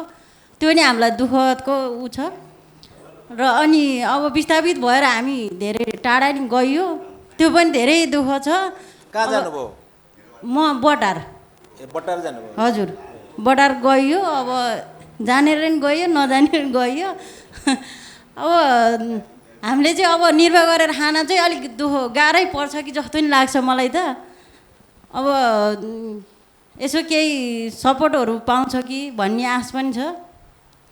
र अब बालबच्चाहरूलाई अब केही स्कुल सिस्कुल पढाउने त्यो नि पाउँछ भने हामीले पाउनु पर्यो। म चाहिँ एउटा सब स्टेसनमा जग्गा परेर यहाँ बनिरहेको छ। जर्मनी सरकार र नेपाल सरकारले अधिग्रहण गरेर भनौँ न लिएर बनाइरहेको त्यस। हजुर, यहाँ हाम्रो वडा नम्बर 7 कै अलिकति यो मानके डाँडा भन्ने ठाउँ पहिला चाहिँ साबिक 4 नम्बर वडा हो, अहिले चाहिँ बेलकुरगढी 7 अन्तर्गत भित्रकै। हजुर, यो पहिल्यै बनिसके। यो भन्दा अहिले लगभग बनाएर सम्पन्न हुन लागिसक्यो। अलिकति आश्वासन चाहिँ दिँदो रहेछन्, किनभने सरकारले पनि त्यहाँ लिन आउने व्यक्तिहरूले अलिकति लोभ लालचा देखाएर पनि म त्यसमा सम्पूर्ण त जग्गा मिलाउनलाई अलिकति मलाई अग्रसर सारियो, ठाउँ ठाउँमा मिलाएर। विद्युत परियोजनाको? हजुर हजुर। कुनको हो यो नेपाल सरकार र जर्मन सरकारले को संयुक्त सहयोगमा यहाँ एउटा बनिरहेको 11 रोपनीमा 10 केबी 10 केबी को मर्मत सेन्टर भनेको हामीलाई त्रिशुलिएको होला। हजुर हजुर, यो यही शाखा अन्तर्गतको भनेको रसुवा। हजुर, प्राधिकरणकै हो। ए हजुर, प्राधिकरणकै हो। त्यहाँ चाहिँ अलिकति हामीलाई पनि सुरुमा भने हो, तपाईँको सुरुमा जाँदाखेरि तपाईँको 4 लाख जति आउँछ होला, अब दिनुहोस् सबैलाई मिलाउनुहोस् भन्नुभयो होइन। अब हामीलाई त जाँदैन, त्यो आश्वासन पनि दिएर क्या अलिकति उहाँहरू त्यहाँको कर्मचारी नेपाल सरकारको कर्मचारी नै आउनुभयो। म उहाँको अगाडि पनि भन्न सक्छु। अनि उहाँले चाहिँ मलाई आश्वासन दिनुभयो, मैले सबैलाई त्यो कुरा ल्याएँ। अनि मलाई त भ्रम खेलाउनु भयो नि त, मलाई नै झुट्टा ठहराउनु भयो उहाँले। अनि लास्टमा गएर त के भन्नुभयो भने त्यो त यो उहाँ सिडिओ कार्यालयमा हाम्रो पूर्व वडा अध्यक्षज्यू हुनुहुन्छ हेमदी नेपालज्यू, उहाँसँगै जानुभयो। अनि उहाँले हामीलाई बहस गर्न लाउनुभयो। सबै कुराहरू विकासका कुराहरू पनि यहाँ गर्नुभयो। लगभग वडा कार्यालयसम्म यहाँ पिच हुन्छ पनि सुरुमा हुन्छ, यो विकास हुन्छ भनेर जान्दै जानुभयो क्या। उहाँले आश्वासन दिएकै हो। म उहाँ गएपछि सिडिओ कार्यालयमा गएपछि के भन्नु भने त उहाँ चाहिँ बोल्नु भएन। अनि सिडिओ साहब हुनुहुन्थ्यो त्यो बेला, हामीलाई चाहिँ 80,000 कि 60,000 मल्नुभयो। 60,000 जाने जग्गा तपाईँको त सिरो नि उम्रिँदैन अरे भनेर भन्नुभयो क्या उहाँ गएपछि चाहिँ। अनि उहाँ बोल्नु भएन। जो हामीलाई यहाँ आश्वासन दिनु हुनुहुन्थ्यो नि, त्यो प्राधिकरणको प्रतिनिधि हुनुहुन्छ, उहाँ नेपाल सरकारमै उहाँ कार्यरत कर्मचारी हुनुहुन्छ, सायद यो अलि लिडरसिपकै हुनुहुन्छ, उहाँ के हाकिमहरू के हुनुहुन्छ होला। अनि उहाँले चाहिँ बोल्नु भएन। अनि उहाँलाई भने कि मैले, उहाँ पनि हुनुहुन्छ, तपाईँहरू मेरो परिवारमा 11 जना मान्छे छ, त्यो 11 जना मान्छेलाई सिद्ध्याउनुहोस्। अनि वडा अध्यक्षज्यूले नि भन्नुभयो। अनि हामीले त्यहाँ ढोका ढौडा गरेर आइन्दा त्यो सिद्ध्याउनुहोस्, अनि हामीलाई सिद्धिया सर हुनेछ, अनिखेरि मात्रै तपाईँले यहाँ आएर त्यो बनाउनुहोस्, होइन भने नत्र हामीलाई नसिद्ध्याइकन चाहिँ सक्नुहुन्न है भनेपछि। अनि अलिकति माथि गएर हामीलाई त्यो ऊ गरियो। सुरुमा चाहिँ एकदम भ्रमै दिने हो उहाँहरूले, यो पनि हुन्छ ऊ पनि हुन्छ भन्ने। गाह्रो साँगरो पऱ्यो भने चाहिँ हामीलाई अलिकति अगाडि बढाएर लाउनु खोज्ने। अनिखेरि उहाँलाई सफ्याएर परिगरेपछि चाहिँ अनि पहिला सियो भएर छिर्ने, हाम्रो उखानै छ नि, अनि निस्किने बेला फाल्यो नि, त्यो चाहिँ हुँदो रहेछ। अनि त्यसको लागि चाहिँ हामीलाई अलिकति के होस् भन्दाखेरि यो हामी प्रभावितहरूलाई तार पडिरहेको हुन्छ कति ठाउँमा चाहिँ हाम्रो भइ नै भनिसकियो। एउटा सुनको कचौरा जस्तो भूभागहरू मिचिएर गइएको छ। वर्षु नै हाम्रो यहाँ कल कारखाना उद्योगहरू यसै हाम्रो सुगम भइसकेको थियो नि। यो ठाउँ बाटोघाटो पिच भइसकेको छ, सबै कुरोले गर्दा हाम्रो सुगम हुँदै आएको ठाउँ थियो। त्यसै मूल्याङ्कन छ। हामीलाई चाहिँ विभिन्न आश्वासन दिएर अधिगमन गर्ने हुँदो रहेछ। अनि पछि भइसकेपछि उहाँहरूले अनि कोहीलाई चाहिँ हामीमा आज पनि यस्तो हुन्छ, अनि के भ्रम खेलाउने, तपाईँहरूको यो पैसाहरू पहिला लिइहाल्नुहोस् भन्ने, कोहीलाई लिन लाउने।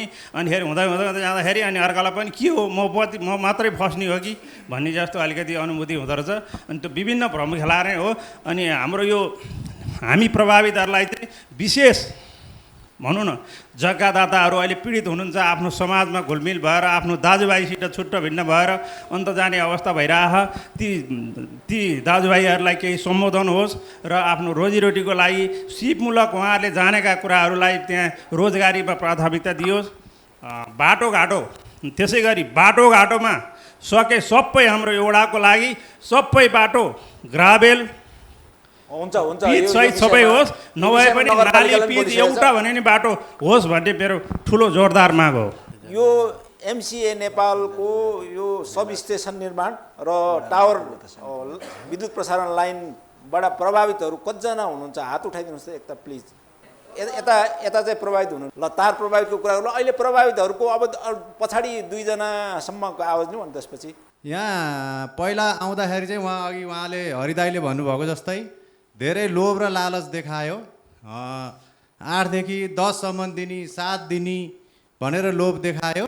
अनि पछि चाहिँ भएपछि अब यस्तै भयो। उहाँ पूर्व वडा अध्यक्षज्यू हुनुहुन्थ्यो, उहाँ जानुभयो माथि। अनि 2-4 जना साथीहरू यसरी कमिटी बनाएर माथि जानुभयो।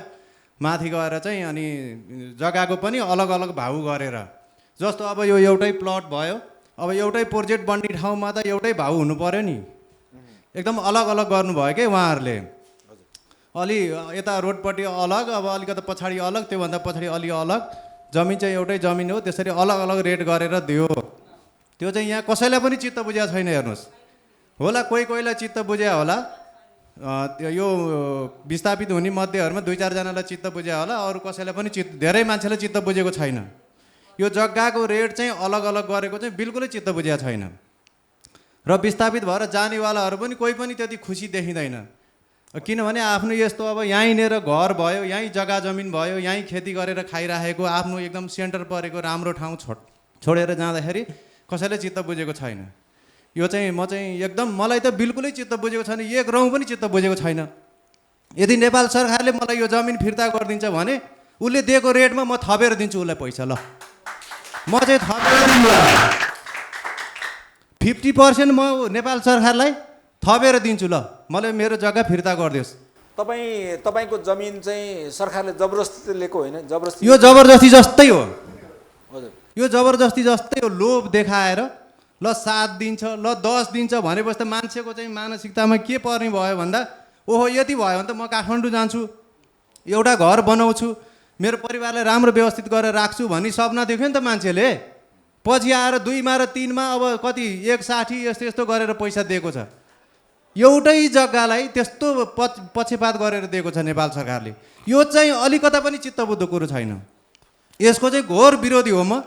र जसलाई अब विस्थापितवालाहरूलाई घरको पैसा दिएको छ नि, त्यो पनि चित्त बुझ्ने गरी दिएको छैन।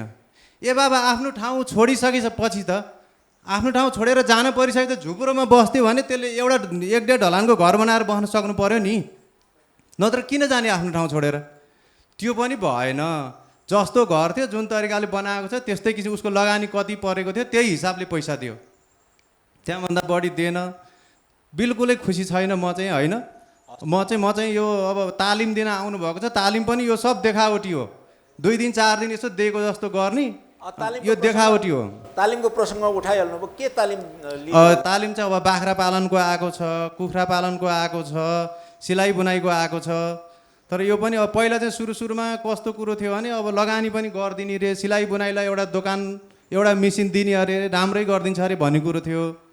अब बाख्रा पालनमा पनि 8-10 वटा बाख्रा दिने, एउटा टहरो सहरो बनाइदिने, राम्रै हुन्छ अरे भन्ने कुरो थियो। अहिले पछि आएर ल त्यो पनि नदिने रे, उही तालिम मात्रै दिन्छ अरे भन्ने कुरो छ। अब त्यो त हुँदैछ, अहिले के हुन्छ हेरौँ अब। हस्, त्यो त वडा कार्यालय पनि बाख्रा पालन तालिमहरू, सिप तालिमहरू त दिइहालेको हुन्छ नि त। र यो सबै चाहिँ चल खेल हो। फकायो पहिले।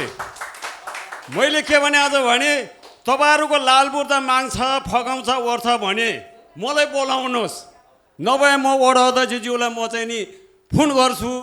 होइन, यो फगाउनेतिर नजानु। जस्तै एउटाको छोरी फगाउन जानु पऱ्यो, एउटा डोरी नभइकन चाहिँ नि बाख्रा चाहिँ ल्याउन सकिँदैन भनेदेखि यो धेरै चिजको खेलबाड भयो। पहिले चाहिँ नि तपाईँहरूको मूल्यगान जति माग्नुहुन्छ त्यति दिन्छ।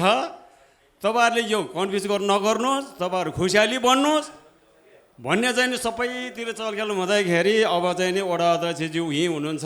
वडा अध्यक्षज्यू नि धेरै बल्ल माथि पाल्नुभयो, धेरै बल्ल सङ्घर्ष गर्नुभयो। सकेपछि मेरो जनतालाई चाहिँ नि मूल्यांकन बढाउनै पर्छ भन्ने चाहिँ नि उहाँले राख्नुभयो। म अफिसमा बस्थेँ, दाइलाई माथि पठाउँथेँ। मेरो जनतालाई चाहिँ जसरी हुन्छ मूल्यांकन चाहिँ बढाउनैतिर चाहिँ जानुपर्छ है मेरो अध्यक्षज्यूलाई। अब मैले चाहिँ नि वडामा धान्ने भएपछि मैले दाइले त माथि पठाउनु पऱ्यो, मेरो जनताको लागि पठाउनु पऱ्यो। त्यो हुनाले माथि सिडिओ साहबले भन्नु भने सिडिओ साहबको सम्पत्ति होइन नि त, हाम्रो जनताको सम्पत्ति हो नि त। यहाँ के कुरा आयो भने भनेको मान्छ भने मान्छ, मान्दैन भने प्रशासन लगाएर भने पनि हामी जे गर्नु पनि तयार छ भनेर भन्ने सिडिओले। अनि मैले के भनिदिएँ भने हामी पनि आगो मान्छे हो, जनताको चाहिँ गर्दन मुनि मेरो गर्दन माथि, मेरो अध्यक्ष साहब जानुहुन्न भने नि म जान्छु भनेर भन्ने मान्छे नि मै हो। र गर्दै भन्दै लाँदाखेरि के भयो भनेदेखि अब हाम्रो जनताको चाहिँ नि कमी कमजोरी छ। मैले भन्नुपर्दाखेरि किन लालपुर्जा दिनु भएको छ? हामी प्रतिनिधि टोलीलाई चाहिँ राखेर मात्रै दिनु पर्थ्यो। अहिले गएर चाहिँ नि अब उही के भने के बिर्स्यो भने जस्तो भयो, खोला तरे लौर बिर्स्यो भने जस्तो भयो। अब हामीले चित्त दुखाइ छ। अब एउटा के छ भने यहाँहरूले धेरै भ्रम देखाउनु भयो। अब कृषि तालिम बन्यो, गाई भैँसी बाख्रा, अब चाहिँ नि अब सिलाइ बुनाइ सबैतिर गयो, ड्राइभर कोरस होटल तालिमहरू सबै गराइदिने भनेर चाहिँ तालिम गर्दै हुनुहुन्छ। अब यो गर्ने नगर्ने उहाँहरूकै ठाउँमा छ। यति भन्दै बिदा हुन्छ। धन्यवाद। म छोटोमा यहाँ प्रतिक्रिया लिन्छु अनि त्यसपछि पुनस्थापनाको विषयमा छोटो चर्चा गरेर हामी कार्यक्रम अन्त्य गर्छु। सबैभन्दा पहिला हाम्रो पूर्व वडाध्यक्षज्यू। एमसिए नेपालमा जुन अहिले बेलकोटगढी 7मा रहेको नन्दुटार भन्ने जग्गा अधिग्रहण गरिएको छ, त्यसले पूर्ववक्ता साथीहरूले भन्नुभएको जस्तै गरी, वास्तविक पीडितहरूले भन्नुभएको जस्तै गरी यहाँ जग्गा आवश्यक, हाम्रो जग्गा नलियो अन्य क्षेत्रमा लियो भन्ने भन्दा उनीहरूले प्रोजेक्ट अब अन्त सर्दैन भन्ने भयो। र जनताहरू कहाँ मैले यो मिडिया मार्फत भन्नै पर्दछ के भने यहाँका जनताहरू त्यो दिन इच्छुक छन् कि छैनन् भनेर पहिला सोधिएको होइन। किनभने सर्वे गर्यो, हवाईजहाजबाट सर्वे गर्यो, यो चाहिँ ठाउँ उपयुक्त रहेछ, यातायातको सुविधाले प्लट मिलेको जग्गा रहेछ भन्ने भएपछि कार्यान्वयन हुने भइसकेपछि मात्रै जनताहरूले थाहा पाए, किसानहरूले थाहा पाए। र अब दिनीभन्दा साथीहरूले भन्नुभएको जस्तै गरी तपाईँहरूको जग्गामा त मैले पहिला पनि भनेको छु कि तपाईँहरूको जग्गामा चाहिँ जति पनि दिन्छ यस्तो राम्रो जग्गामा तपाईँहरूले भने जति दिन्छ अमेरिकी सहयोग हो भनेर भन्ने किसिमको भयो। उहाँहरू चाहिँ त्यसै भएर प्रभावित बढी हुनुभयो। भइसकेपछि आफ्ना लाल पूर्जाहरू दिनुभयो, आफ्नो बायोडाटाहरू दिनुभयो। दिइसकेपछि अब सरकारको गौरवको आयोजना भने सरकारले कार्यान्वयन गर्नको निमित्त अनेक किसिमबाट संसदले पास नगर्दै दिने भयो र मूल्याङ्कन कुरा आयो। मूल्याङ्कनको आएपछि चाहिँ अमेरिकी सहयोग भए पनि नेपाल सरकारको मूल्याङ्कन, नेपाल सरकारको नीति, नेपाल सरकारबाट चाहिँ नि त्यो जग्गा मुआवजा दिने चाहिँ नेपाल सरकारको पैसाबाट। त्यस कारणले नेपाल सरकारको नीति अनुसार गरिएको हुनाले दाजुभाइहरूको दिदीबहिनीहरूको भनाइ चाहिँ के थियो भने एउटै कामको निमित्त जग्गा अधिग्रहण गरिसकेपछि किन सडकको छेउ, किन कुनाको भनेर भन्ने? एउटा रुमालको एउटा चोसो चाहिँ नि नराम्रो, अर्को चोसो चाहिँ राम्रो हुन्छ र? हजुर, यो एमसिए नेपालले चाहिँ यो परियोजना सञ्चालन गर्दा त सब स्टेसन राख्दाखेरि त यो सब स्टेसन त सबै जग्गा उत्तिकै हो, कश्रेणीको जग्गा नि उही हो, उही कामको लागि हो। तपाईँकै संलग्नतामा जग्गाको फरक फरक मूल्याङ्कन भयो भन्ने हो मेरो संलग्नतामा।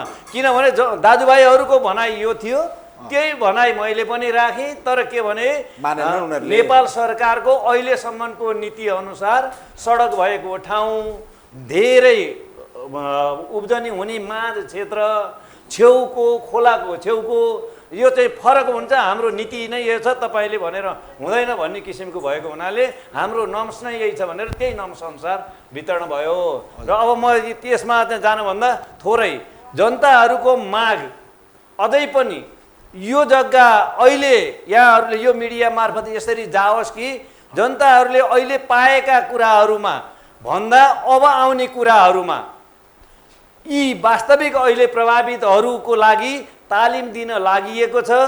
त्यो तालिम सक्रिय रूपमा 3 महिनाको नभएर 6 महिनाको गराउने र कुनै पनि म सधैँमा पनि के भनेको छ भने तालिम लिइसकेपछि जुन विषयमा तालिम लिएका छन्, बाख्रा पालनको निमित्त तालिम लिएका छन् भने बाख्राको खोर बनाइदिने र 2-4 वटा बाख्रा दिने, उसको जीविकोपार्जन त्यताबाट लैजाओस्। ड्राइभर छ भने ड्राइभर तालिम लिएको छ भने ड्राइभरको निमित्त उसले एउटा गाडी लियोस्। गाडी किन्नको निमित्त कति पैसा 50% मात्रै किन नहोस्, उसले चाहिँ नि लगानी गरिदिने। र अब टेलरिङ सिलाइ बुनाइ लिएको छ भने मेसिन 1-2टा मेसिन किनेर उसले रोजगारी पाओस्, यो भन्ने कुराहरू गर्ने भनेर भनेको छ। त्यो अनुसारको कार्यान्वयन होस् जनताको तर्फबाट मेरो माग। अनि अर्को एउटा कुरो यहाँहरूसँग चाहिँ फेरि यही मिडिया मार्फत के भन्न चाहन्छु भने अब यो विस्थापित हुने त्यो जग्गा पर्ने साथीहरूले त पत्र पुष्प जे जति लिनुभयो मूल्याङ्कन लिएर जानुभयो, तर त्योभन्दा अर्को प्रभावित हामीहरू छौँ।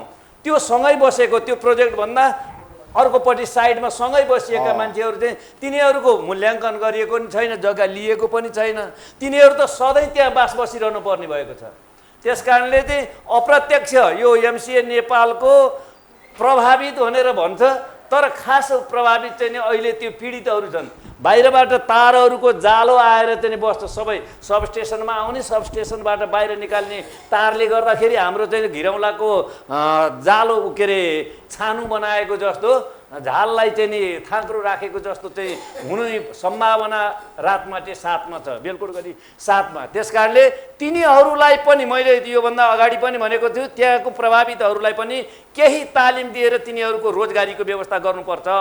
अर्को कुरा अहिले यो सबस्टेसनमा यो लाइन छ नि, टावर बनाउने ठाउँमा र त्यो लाइन दिने जग्गा कानु हुन्छ सधैँभरि। जति वर्ष मान्छे रहन्छ, पृथ्वी जति बेला रहन्छ, त्यो तार रहनेसम्म त्यो बाटोको तलको जग्गा कोदो रोप्ने भन्दा बाहेक केही पनि हुँदैन।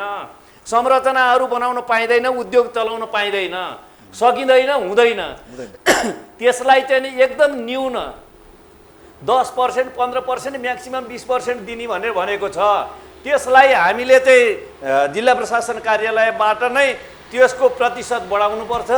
कम्तीमा पनि 50% दिनुपर्छ, नभए हुँदैन भनेर चाहिँ हामीले प्रस्ताव पठाएका छौँ।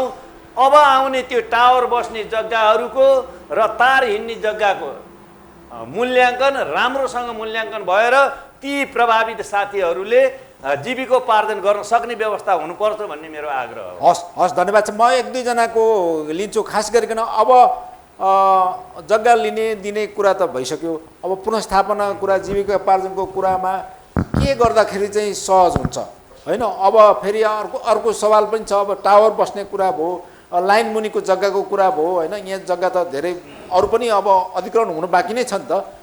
त्यो सन्दर्भमा छोटोमा एकदम छोटोमा दिनु होला। म एकैचोटि उपप्रमुखज्यूलाई चाहिँ सम्बोधन गरिदिन अनुरोध गर्छु लास्टमा। जुन यो कार्यक्रम निरन्तर बहस भन्ने कार्यक्रम गरिराख्नु भएको छ यो टेलिभिजन मार्फत, र यस्ता कार्यक्रमहरू गर्दाखेरिमा यहाँहरूले अघि नै भनिसक्नुभयो, हामीलाई जनता उराल्यो भन्ने किसिमको आरोप पनि आयो भन्ने कुराहरू नि गर्नुभयो।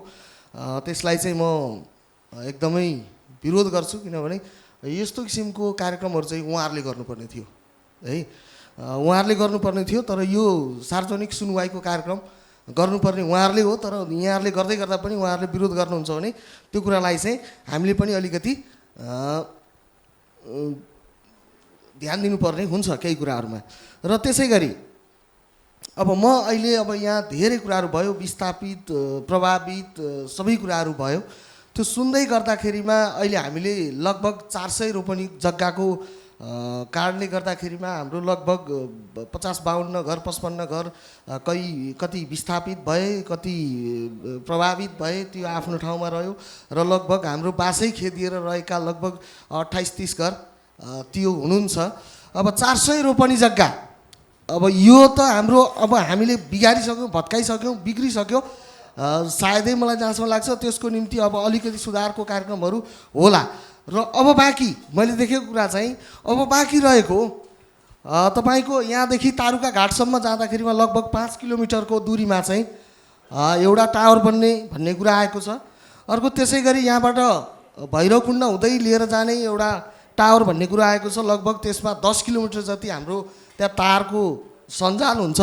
त्यसै गरी अर्को एउटा छ यता दुई पिपलबाट हुँदै जान्छ एउटा टार भन्ने छ, त्यो एउटा लगभग तपाईँको 6 किलोमिटर चान्चुन जाँदछ होइन। त्यसै गरी यो सबै हामीले हिसाब गर्ने हो भने हामीले लगभग यसलाई हिसाब गर्ने हो भने अहिले हाम्रो 400 रोपनी हामीलाई यत्रो पीडा बनाइराखेको छ। अब हाम्रो भविष्यको चाहिँ लगभग हाम्रो 22 देखि 2500 रोपनी चाहिँ हाम्रो जग्गाहरू चाहिँ फेरि त्यो लिलामी गर्नुपर्ने। अझ त्यसको त सरले पनि भनिसक्नुभयो, यहाँ हाम्रो पूर्व वडा अध्यक्षज्यूले पनि भनिसक्नुभयो, लगभग उहाँहरूले 20% रकम दिने होइन। त्यसमा चाहिँ हामीले 50% भनेका छौँ भनेर भन्नुभयो। त्यो 50% होइन 100% हुनुपर्छ, किनभने त्यो चाहिँ हाम्रो मुटु हो। विद्युत प्राधिकरणको अहिलेको प्रक्रिया चाहिँ 10%। त्यो 10% होइन 20% होइन। न त्यहाँ खेती गर्न मिल्छ, न त्यहाँ तपाईँको कुनै घर बसोबास बनाउन मिल्छ होइन। अनि उहाँहरूले के भनिराख्नु भएको छ अर्को कुरा भने उहाँहरूले हामीलाई जनता उल्लु बनाउने काम चाहिँ उहाँहरूले के गरिरहनु भएको छ भने प्राविधिक कारण भनिदिनुहुन्छ है, प्राविधिक कारण भनिदिनुहुन्छ। उहाँहरूले त्यो जग्गा हाम्रो माल जग्गाभन्दा अलि माथिबाट लानुभयो भने त्यो डाँडा डाँडाबाट लाँदाखेरिमा धेरै कम क्षति हुन्छ, हाम्रो माल जग्गाहरूमा चाहिँ धेरै कम हुन्छ। तर उहाँहरूले के भनिराख्नु भएको छ भने त्यो जग्गालाई चाहिँ त्यहाँ चाहिँ उहाँहरूले प्राविधिक कारणले चाहिँ त्यो चाहिँ असम्भव हुन्छ भनेर भनिराख्नु भएको छ। उहाँहरूको असम्भव चाहिँ के हो भने उहाँहरूको खल्ती बचाउ अभियान हो है, बजेट बचाउ अभियान हो। किनभने अलिकति माथि लानु पर्दाखेरिमा तपाईँको के हुन्छ, त्यहाँ बाटो लानु पऱ्यो, सामान लाने ढुवानी खर्च बढी भयो, मेसिनरी सामान युज गर्नु पऱ्यो। त्यो कुराहरू चाहिँ यो हामीले यो कुरा चाहिँ याद गर्नुपर्छ है। किनभने हामीले त 400 रोपनी दिँदाखेरिमा हामीलाई त्यत्रो क्षति भइसक्यो। अब हाम्रो 2500 रोपनी अर्को जग्गा जाँदैछ भने त्यो कुरोलाई चाहिँ अलि हामीले ध्यान दिनुपर्छ भन्ने मलाई लाग्छ। जङ्गलभन्दा पनि उहाँहरूले चाहिँ हामीलाई अझै माल जग्गामा नै ताकिरहनु भएको छ, त्यो कुरालाई चाहिँ उहाँहरूले ध्यान दिनुपर्ने हुन्छ। छोटाइदिनु होला प्लिज। हस्, एकदम भइहाल्यो सर। अझै त्यस्तै अटेरी गरेको अवस्थामा चाहिँ होइन यहाँको स्थानीयवासीहरू पनि चुपचाप रहेर बस्ने छैनन् र उचित ढङ्गले स्थानीय वासीहरूसँग बसेर सम्बन्धित जो जति प्रभावित हुनुहुन्छ, पीडित हुनुहुन्छ, विस्थापितहरू हुनुहुन्छ उहाँहरूसँग बसेर समन्वयात्मक ढङ्गले काम गरिदिनुहोस् भन्ने मेरो यो सुझाव उहाँहरूलाई प्रदान गर्दै मैले यो छोटो मेरो भनाइलाई यहीँ टुङ्ग्याएँ। एकदम धन्यवाद छ, एकदम महत्त्वपूर्ण भनाइको लागि।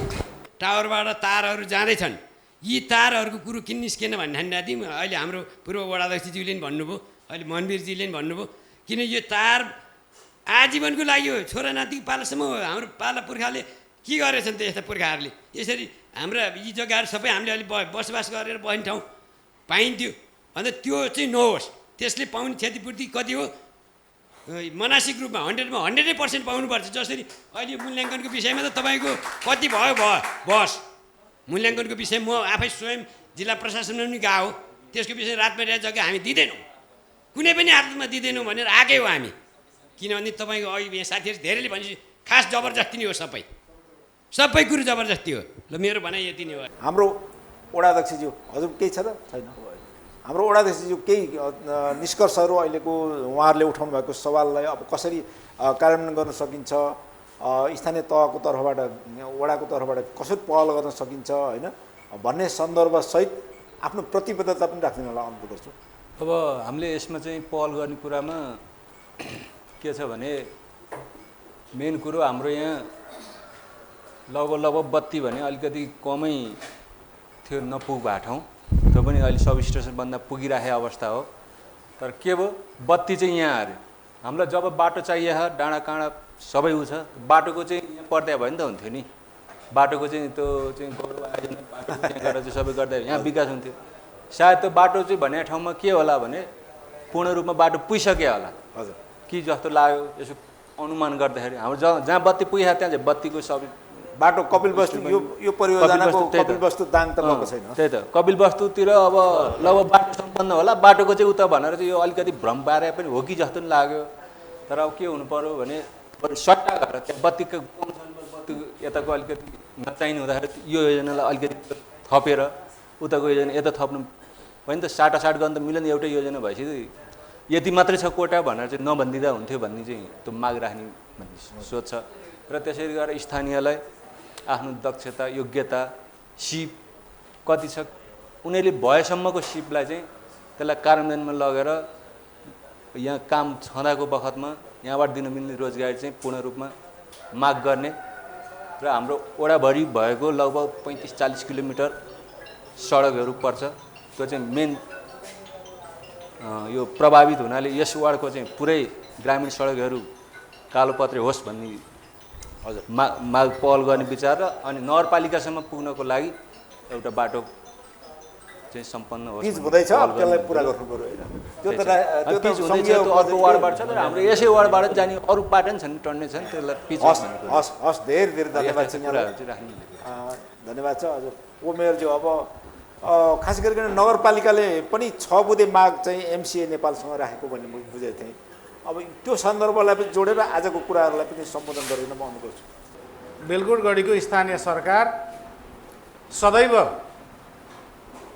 यो परियोजनालाई सहयोग गर्न नि तयार छ तर परियोजनालाई सहयोग गर्दै गर्दा बेलगुटगढीको जनतालाई हानि हुने गरी स्थानीय सरकार परियोजनालाई सहयोग गर्न सक्दैन पहिलो स्थानीय सरकार यहाँको जनताप्रति वफादार रहन्छ र यहाँ मैले अहिले भने यहाँको बेलगुटगढीभित्रको समग्र भौतिक पूर्वाधारदेखि स्वास्थ्य र शिक्षामा यो परियोजनाले के कसरी सहयोग गर्न सक्छ त्यो स्पष्ट रूपमा सहयोग गरोस् र यहाँका जनताहरूको जो विस्थापित हुनुभएको छ जोले आफ्नो जग्गा जमिन केही भाग मात्रै गुमाउनु भएको छ उहाँहरूका लागि रोजीरोटीको व्यवस्थाका लागि उहाँहरूको योग्यता र क्षमताका आधारमा रोजगारीको सिर्जना गरोस् र त्यसलाई रोजगारका लागि आवश्यक पर्ने पूर्व तयारीहरू तालिमहरू के कस्ता खालका पूर्व तयारीहरू हुनुपर्छ त्यो पनि यो परियोजनाले